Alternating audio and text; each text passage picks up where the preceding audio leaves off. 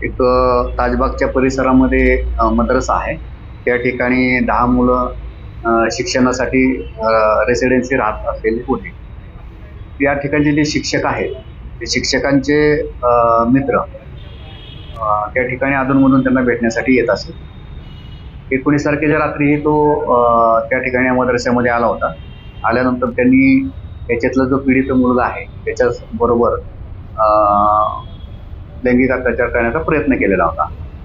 त्या मुलाच्या जाग आल्यानंतर लक्षात आल्यानंतर त्यांनी लगेच सकाळी जे शिक्षक आहेत त्याच्या मौलाना त्यांना त्याबद्दलची माहिती दिली. माहिती दिल्यानंतर त्या शिक्षकांनी त्याला बोलवून त्याच्याबद्दलचा जाब वगैरे विचारला.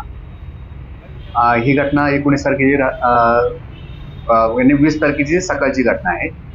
त्यानंतर सदरची जो घटना झालेली आहे हे आम्हाला 112 रात्री 20 तारखेच्या रात्री 11:30-12च्या दरम्यान आम्हाला कॉल आला होता 112 वरून की अशी घटना घडलेली आहे. त्या ठिकाणी आपण तात्काळ दुटे अधिकारी यांना पाठवून घटनास्थळाचं निरीक्षण आणि ती मुलं आहेत त्यांना रेस्क्यू करून प्रियदर्शिनी या बालसुधारगृहामध्ये आपण त्यांना रेस्क्यू करून पाठवलं. पीडित मुलाची वैद्यकीय तपासणी करण्यात आलेली आहे आणि त्यांनाही आता आपण बालसुधारगृहामध्ये पाठवलेलं आहे आणि CWC समोर आपण त्यांना स्टेटमेंट करता हे हजर ठेवलेलं होतं. याच्यामध्ये आरोपीचं नाव निष्पन्न झालेलं आहे आणि घटनेनंतर तो आरोपी फरार झालेला आहे आणि ही सदरची घटना जी आहे ती एकाच मुलाबरोबर घडलेली आहे.